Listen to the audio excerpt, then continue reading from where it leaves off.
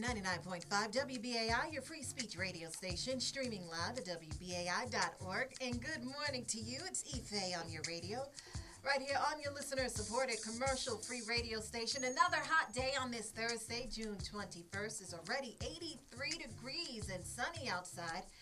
It's supposed to be hot, hot, hot. Today, a high of 98 degrees, but with the humidity and all those wonderful things, it's supposed to feel like 100 degrees, 105 degrees as a matter of fact.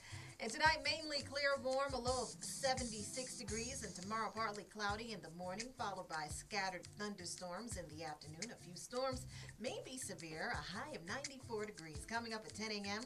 is Shocking Blue with Delphine Blue, and I'll have your motivational quote of the day for you directly after First Voices Indigenous Radio with Teokas and Ghost Horse, which is up next, right here on your listener-supported radio station, WBAI New York, 99.5 FM. It's currently 9 a.m.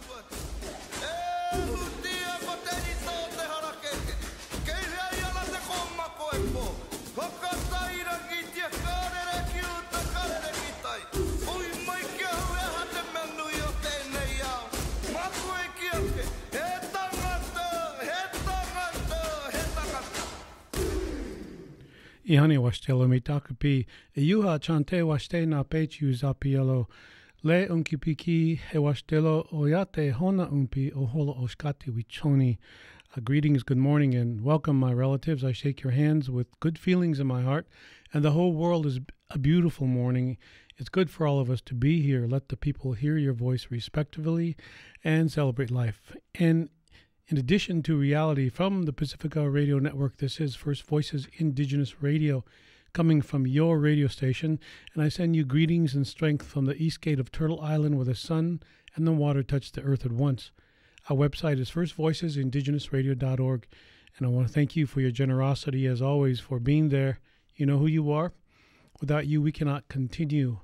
Well, on this day in history, on this day, 1876, the Battle of the Rosebud took place in the Montana Territory between the United States Army and a force of Lakota and Cheyenne Native Americans during the Black Hills War.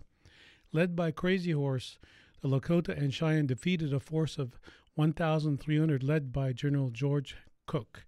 And I'd like to also let you know that we are streaming on usstream.tv/channel/first-voices-indigenous-radio. And those of you who want to see what's going on here and see the people we're talking to by phone, actually, and about their campaigns and the websites, we'll have that up for you. But I want to just let you know that First Voices Indigenous Radio has been primarily for the last 20 years with various names. It's been about the earth, as you call it. We call it Mother Earth, and it's always been about that. And it never has stopped. We have been consistent with Mother Earth is the main theme, the main war. The real war is against Mother Earth, yet we tend to pay attention to human upon human as if we were the only species that mattered here on Mother Earth. But those peoples, those indigenous peoples all over who have been living with Mother Earth for so long may have something to help everybody with, actually. And we need to, I would like to ask people not to exclude Native people when it comes to knowing what is going on with so-called climate change, because it's those indigenous peoples across the planet that have been experiencing a climate crash. It's much different than global warming or climate change. And this is First Voices Indigenous Radio. My name is Teokas and Ghost Horse, your host every Thursday at this time. And I'd like to welcome Jake Edwards of the Onondaga Council of Chiefs and the Onondaga Nation in upstate New York. We are going to be talking about the Two-Row Wampum Renewal Campaign, which is a partnership between the Onondaga Nation and the neighbors of the Onondaga Nation. Our NOON, N-O-O-N, is developing a broad alliance between the Haudenosaunee, Iroquois, our Six Nations, and their allies in New York State and beyond. And our statewide advocacy, their statewide advocacy and educational campaign seeks to achieve justice by polishing the chain of friendship established in the first treaty between the Haudenosaunee and Dutch immigrants. And I'd like to welcome you this morning to First Voices Indigenous Radio, Jake. Thank you. Well, thank you, and good morning, everyone. Nyawahaskanu. Greetings to all of you.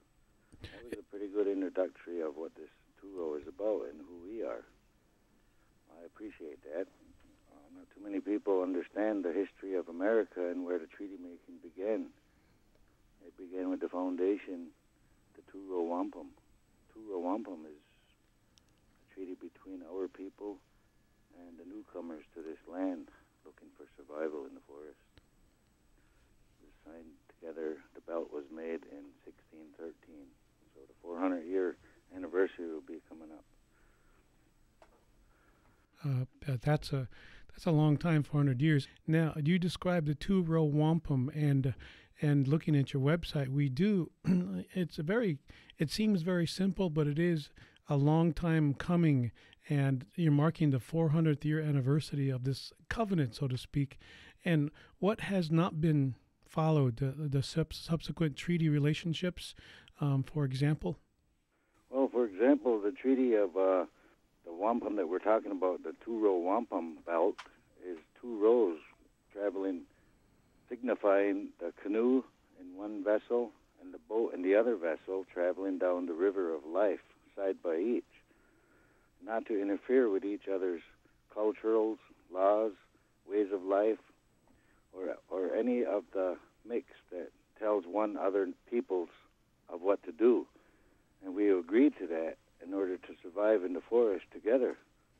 And so it begins with natural laws, respecting Mother Earth, respecting the water, the animals, taking from the forest only what you need to survive as a people for your families. And this agreement was made back in 1613, but it was already established that this is how you survive in the forest, is to take only what you need. And they agreed with that. The people agreed with that. This is the foundation of all treaty making from then on with the newly formed United States of America. And as we talk about the Americans, as they grew looking for a government, way of governance in the forest, they came to the Haudenosaunee. They came to us asking, how can we survive in the forest with 13 different governments, 13 different establishments, and live under one government such as yours? So we shared with them just that, how to live under the great law of peace. And that developed into the 13 councils of fire. And that's where you get the eagle who watches over, the Confederates, he watches over the forest, can fly the highest and see the furthest, will alert us to any dangers coming. And so the people took that eagle as their symbol, national bird, and inside of it we explained to them of the great law. When I say inside of it, I'm talking of the great law of peace. It's a long explanation of living with Mother Nature and all that she gives us, and it's agreed upon. And so, as we go on, each nation of the Haudenosaunee has one arrow representing their livelihood and their defense. And so each colony has one also, and that's why you see the American eagle now has 13 arrows in its grasp. So they did listen to us on how to form their government. And what this Turo Wampum does is explains the economy of the forest. Trade agreement. It's a trade agreement between us, our people, and the newcomers. And now it's time to polish the covenant chain of peace, to live together side by side in the forest. Jake Edwards, excuse me, back in 2012, February this year, actually, the nation's lawyers filed an appeal of that 2010 dismissal of your land rights, and you decided to, in New York City, but to go to Washington, D.C. Can you tell us why you went to Washington, D.C. instead of New York City? Yeah, we went to the capital, Washington, D.C., because that's where the Belt of Peace came from. And what he's referring to here is the Treaty of 1794 made summoned by the United States. George Washington himself summoned the Haudenosaunee for peace and guaranteeing all our lands and all our freedoms that we've already enjoyed way before their government was established. And so we took the belt, the original belt from Washington, from George Washington, down to Washington, D.C., and summoning the people of America to remind their government to honor our treaties. It's been a long overdue request, I guess. I guess you'd call it a request. We're requesting the people of America to remind their government of their obligations of honor to the native, to the indigenous peoples. It's not just the Haudenosaunee, it's all across America. Their treaty-making process began with ours, with the Two-Row Wampum. So that's the foundation of all treaty-making. And that treaty is in existence for as long as the sun shines from the east and sets in the west, for as long as the grass grows green, and for as long as water flows downhill. That's forever in our minds. And until those stop, then the treaty is still alive, and that's the agreement our ancestors made, looking out for our benefit, the future generations. And so it's our job to do the same for the future generations of our lives, is to maintain that, as well as the United States of America's people. Will help them survive in the forest, will help the next generations in the future live off of the bounties of Mother Earth. So that's what we have to take care of. And that's what our case was about, mainly, was honoring your word as Americans to the indigenous people, to the Haudenosaunee. Precedence was set back here, and we'd like to set precedence again on taking care of our Mother Earth. And in doing so, you'll be honoring the indigenous people, the Native Americans that had agreements with the American government and helped them grow strong as they are today. So we're looking for that covenant chain of friendship to be polished. We're speaking with Jake Edwards of the Onondaga Council of Chiefs, who's with the website honorthe2row.org. And Jake, you mentioned as long as the grass grows green and the protection of Mother Earth, people don't realize that these treaties that are struck with the United States, in no matter what time, it was a primary concern of Native people that that piece of land that we were supposedly given be protected because it is Mother Earth and it nourishes us. Now, people think that we take it a little bit too far and that we receive special rights as Native people. What is they've been misconstruing that whole notion about Native people everywhere, but in this case it would be the Iroquois people. Well, when you come into somebody else's home and they already have their rights there, they're already established. The United States government didn't give us special rights. We maintained what we've already had for centuries long before they came. So we're just maintaining them and reminding them of them. And so they had to be reminded again that the United States hasn't given us any special rights. It's that what we already had and maintained to this day, as long as the grass grows green. When you talk about that, that's forever. And we looked at it as the founding of our people's government here was to better the lives of the future generations to come. And that's what our mandate is. And in doing so, we have to act and walk accordingly as a steward of the earth, of our mother, to take care of her as she takes care of us. Natural laws cannot be violated. The natural laws have to be honored and respected. And in the natural laws comes our agreements with the newcomers to the people of the forest. And this year-long campaign is being held now and throughout the year, but it's culminating in New York City. I believe it's August 9th at the UN, International Day of Indigenous Peoples. And I see that you have many allies. Can you tell us about why people need to get involved or should, or at least be interested in getting involved with the Two-Row Wampum campaign? Well, it is their agreement. It's not just between the president and the chiefs of the indigenous people. They represent the people. So it is the American people who are being represented by the United States in these agreements and these treaties.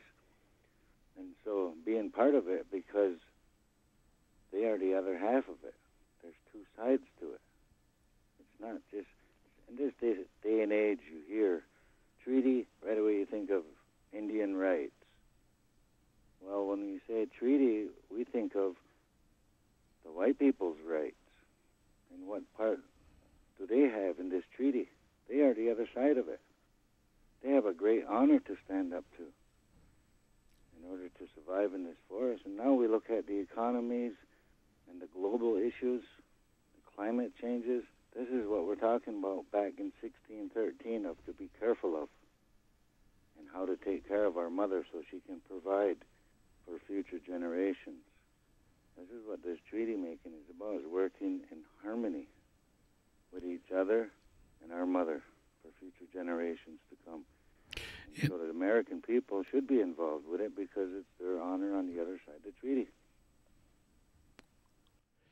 And what we are talking about is Two-Row Wampum Treaty. And with the minute we have left, Jake Edwards, I know that there will be a symbolic enactment of canoes with the other ships representing Europeans sailing down the Hudson River, starting an 11-day trip ending in New York City in the future. And this will be happening beginning July 29th, arriving on Friday, August 9th. And so we are looking for that day, and hopefully we'll meet and everybody will come out and greet you. Yeah, that would be a good thing because it is, like I say, their side of the treaty is to be honored by their government. We haven't broken the treaty, and they need to step up and honor their side of it. Have to encourage their government to do such. Mm-hmm. And Jake Edwards of the Onondaga Council of Chiefs, the website is honorthetworow.org, and it's describing the Two-Row Wampum Renewal Campaign. And we'll talk again in the future, Jake, more to the point of, regarding and because your campaign is mostly about the environment and the cleanup that needs to be done. All right. Well, Nyawaha, for the Hunsa, that all of you who listen, we thank you here from Onondaga. It is an honor to talk with one of the council chiefs of the Iroquois Nation. Cultural Survival is a global leader in a fight to protect indigenous lands, languages, and cultures around the world in partnership with indigenous peoples, and they advocate for Native communities whose rights, cultures, and dignity are under threat, a constant threat. And one of the incidences that happened here a few weeks ago, the Achi Mayan community radio station, Ugul Tinamit, the voice of the people, was raided by national police forces and their equipment confiscated, and one member of the station arrested and fined. So Cultural Survival has been working closely with this station over the 6 years, and their work in the Community Radio Project. And heading that up is our next guest is Mark Camp from Cultural Survival. Welcome to First Voices Indigenous Radio, Mark. Good morning. Thank you, Tiokasin. Yes, I heard about this incident a few weeks ago, and I really wanted to find out why, because community radio is just not, I guess, a one-dimensional thing that we have a view of here in the United States. Their community radio project that you're working with, the community itself in the country of Guatemala means something more. It's almost like it's an entity, it's a living being, and this radio station that we're talking about, Ugul Tinamit, is much needed. Can you tell us a little bit about the project and how Ugul Tinamit got started? Sure. Ugul Tinamit was started by Achi Maya members of the small village of San Miguel Chija, which is in Alta Verapaz, a mountainous, dry region of Guatemala. And they started it because community members saw a need to have local media run by the community that broadcasts in Achi Maya, in the language of the community, and that talks about local issues, makes a space for local culture, local music, to broadcast local events, to give local organizations a space to reach listeners in that very small area. It broadcasts in about a 10-mile radius, only reaching that town, and broadcasts in the specific language and dialect that's spoken in that village.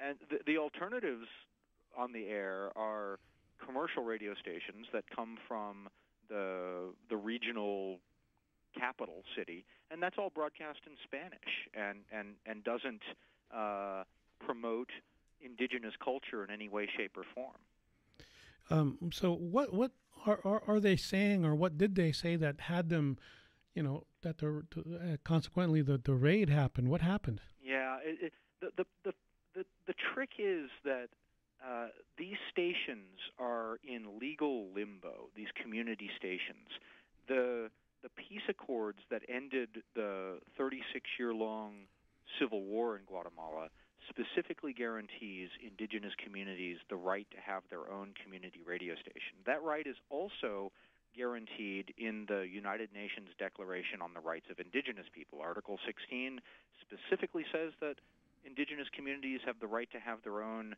media. But the Guatemalan telecommunications law doesn't provide any way to assign frequencies to community radio stations. It only allows government radio and commercial radio. So these stations know that they have the right to broadcast, but they haven't been assigned a frequency by the government. So technically they're unlicensed radio stations, and they're operating in this legal limbo. And so occasionally the government will send in the police to shut these radio stations down. And it's so ironic because the same police who raid the station, the stations aren't hidden. The station is right in the central plaza of San Miguel Chica, and every other day of the week, the National Police come by to make public service announcements on that radio station. The Ministry of Health, the Ministry of Education, government entities come by and announce public service information on the radio because they know that it's the best way of reaching the listeners. But what happens is sometimes commercial radio station owners will get upset because other, mostly religious, church-run radio stations that are also unlicensed will not be careful about what frequency they broadcast on, and they will cause interference with commercial radio station frequencies, their broadcasts. And the owners of those commercial radio stations look at all of the unlicensed stations as being the same, unlicensed. They don't differentiate between the community radio stations that are providing a service and the religious stations which are doing something different. So they'll call their friends in the capital and say, hey, go shut all these radio stations down, and the police will come out and not differentiate between the religious stations or the unlicensed commercial radio stations that also exist, and don't differentiate between those and the community radio station. So they just get caught up in the same sweep. And even a Catholic priest, Gregorio Garcia, has basically sided with the indigenous people there, explaining that is the radio is just like a church because of its advocacy and its humanitarian work. Mm-hmm. Exactly. And the difference between a community radio station and a religious radio station is that a community radio station will make space for the Catholic priest. They'll also make space for the evangelical Protestant ministers. They'll make space for traditional Mayan priests to come on the air. So it's not that there's an absence of religious programming on community radio. It's that there's equal access for all members of the community. It's not just one church. So yeah, the priest is a big supporter. There's a YouTube video of him standing in front of the radio station after it was closed, talking on the Guatemalan national news about why he's so angry that the radio station got closed down and what a service it provides to the community. Likewise, are those church radio stations, so to speak, are they allowing indigenous peoples to speak freely of their culture rather than having religious connotations in order to qualify to be on a religious radio station? It's hard to paint all of the religious radio stations with the same brush. Each one is very different. I've heard religious radio stations that equate traditional indigenous religious practices and traditional beliefs with the devil. I've heard that myself on the air. I've also seen other evangelical Protestant radio stations that have made space occasionally to broadcast other views, but 90% of the religious stations, I would say, are really just promoting one particular worldview and aren't making space for other views and beliefs in the community. We're talking with Mark Camp of the Cultural Survival organization located in Cambridge, Massachusetts. I'm thinking, right? Yes, that's where I'm in. Okay. Yeah, and in that protecting of indigenous lands, languages, and cultures around the world, we've referred to you a lot, but there's each country, as you say, has laws, and I'm thinking that these indigenous radio stations are in limbo because they're considered either pirate radio stations, yet they're not mobile. They're right out in the open.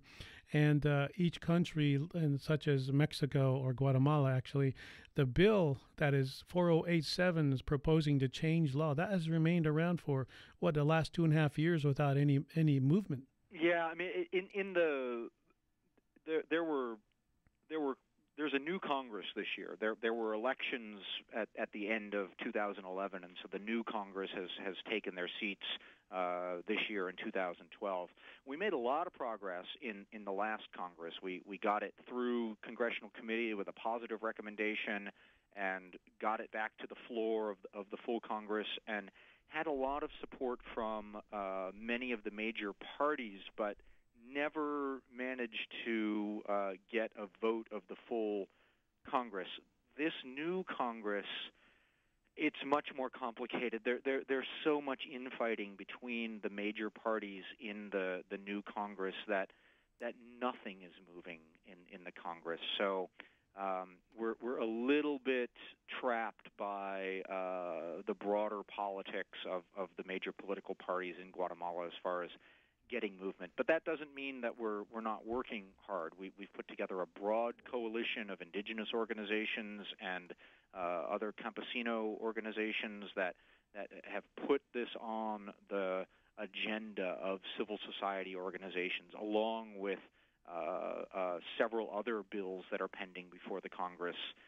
This community radio bill that you talk about, 4087, it's being pushed by a broad coalition of Mayan organizations, along with other bills that would protect sacred sites, that would protect communal lands, this sort of thing. So it's on the agenda of civil society and Mayan organizations, but it's not on the agenda of the Congress because almost nothing is on the agenda of the Congress right now. There's so much political infighting. Well, Mark Camp, I know that we have a minute left here. I just wanted to ask you one quick question about the whole freedom of expression, and I know that you are campaigning to maybe get another radio station going, and I know we can't say prices on the air, but I know that's what you're doing. How soon can you expect one to go up again? So I just got off the phone right before talking to you, Tiokasin, with one of the volunteers from Radio Ukultinamit. Another community radio station that we work with has offered to loan them an old used transmitter that to get back on the air. So they're slowly cobbling together the equipment. They're not sure exactly when they'll go back on the air, but we've collected a little bit of money to replace some of the equipment that was taken. There's no date certain, but I hope that they'll be back on the air within a couple of months. All right. Thank you so much, Mark Camp of Cultural Survival, and talking about the Achi Mayan community radio station, Ugultinamit, the voice of the people, and that was rated a few months ago by the National Police Forces. And just now we are getting it on the air, but that's how it goes. And I'd like to thank you, Mark Camp, for coming on First Voices Indigenous Radio. Thank you so much, Tiokasin. And the website to go to is the 3ws.s.org. cs.org. That's what it is. Let me make sure. www.cs.org to go to Cultural Survivals Organization and look up the Guatemalan community that is reacting right now and closing of Radio Ugil Tinamit, and we will be supporting it and keeping track of that in the next few months or so. And I'd like to thank you for being here again, Mark. And right now we are going to London. We are going to be speaking with, and I hope I'm going to say this right, Samarendra Das, who is an Indian research scholar, activist, and he's a bilingual writer, a filmmaker based in London and Orissa. And he has been involved for the last 18 years in grassroots activism with the Dongria Khan and Mahihi Khan, tribal members who have lived sustainably and self-sufficiently and for centuries in the mountains of Odisha. And I'd like to bring Samarendra to the air. Thank you for finally joining us, Samarendra Das.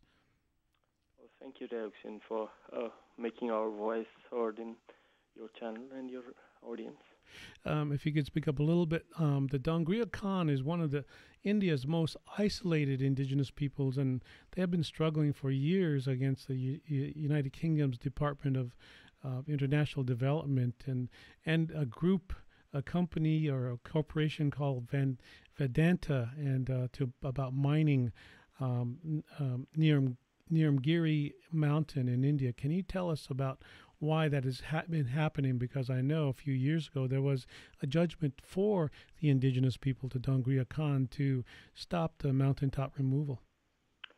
To start with, it's actually not the DFID which you mentioned. It's a London-based FTSE 100 company called Vedanta Resources, with the aid of many other British agencies and investors, including some US investors, started to file application in the London Stock Exchange after it transferred its assets from Sterlite.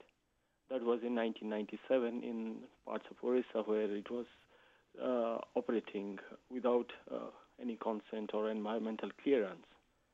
And in 1997, it was operating on the Sterlite. And then in 2003, December, it launched in London Stock Exchange as Vedanta Resources, which had India's former Home Minister P. Chidambaram and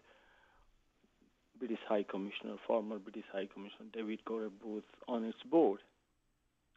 Does that make any sense, Dioxin? Yes, it does. And since 2004, they've been attempting to open a cast bauxite mine in Nirmagiri. Can you tell us more about that direct action that the indigenous peoples are involved with?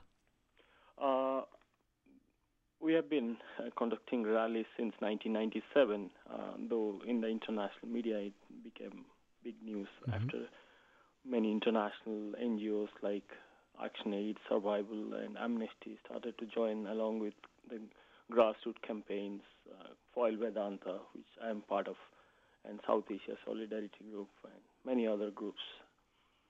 But back in India, there were thousands of people who were doing human chain. In 2007, we had a big rally. In 2004, we had a big rally where 4,000 people participated in that rally, and late Kishan Patnaik, one of the socialist leaders who spoke and addressed the rally, and that was widely circulated in Indian media, especially the language media. And our campaign became a very highly successful campaign because of the Indian media taking it seriously, and it became one of the second largest popular environmental campaign after Narmada.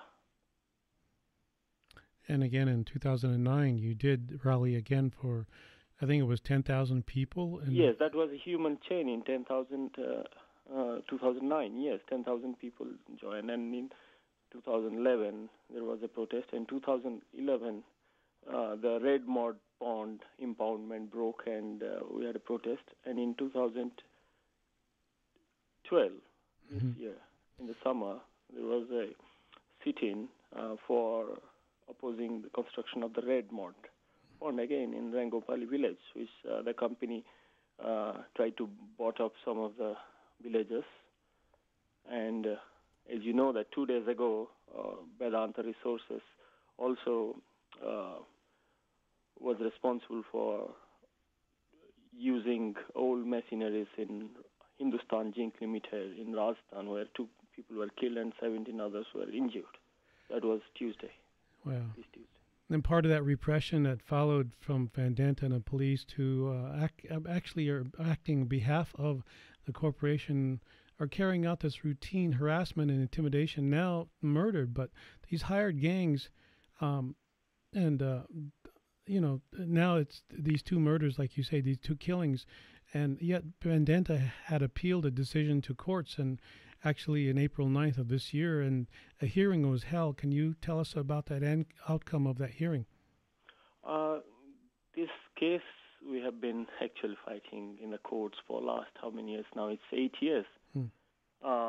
When the CEC, Central Empowered Committee which is a quasi-judicial body of Supreme Court, denied permissions to use Niyamgiri as it's the only home for the Dongriyas. Dongriyas do not have any other mountain to go, and they can't actually speak any other language. So it was also quite controversial because they don't have any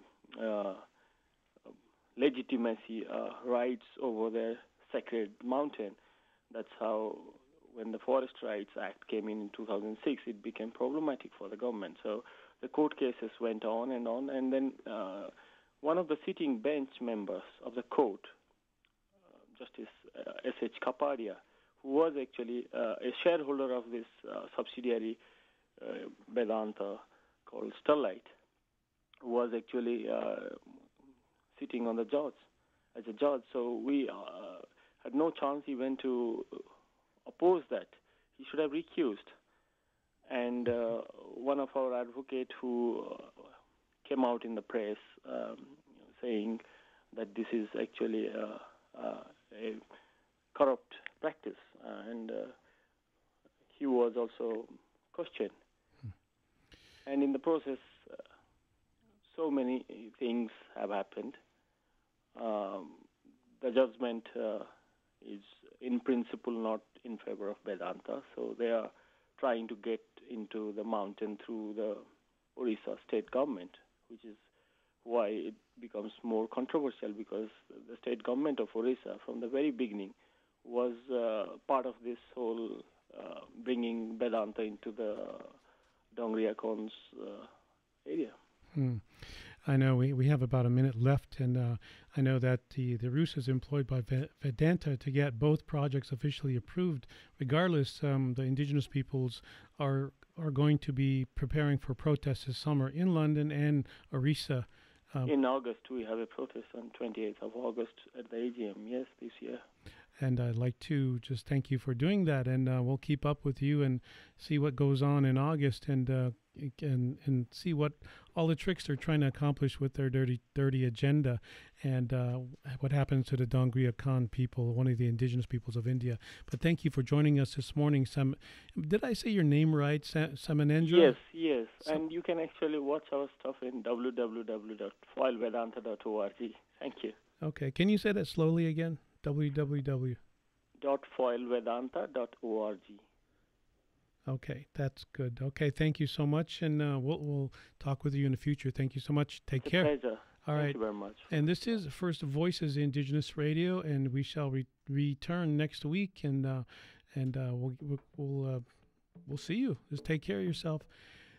The real war is against Mother Earth. Onshimalaye oyate, wani wachichuelo, and of course, be thankful.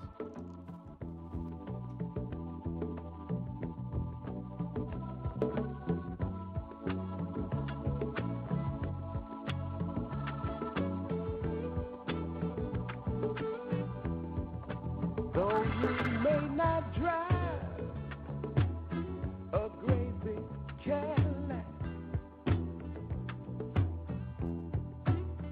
got the white wall, TV antennas in the back. You may not have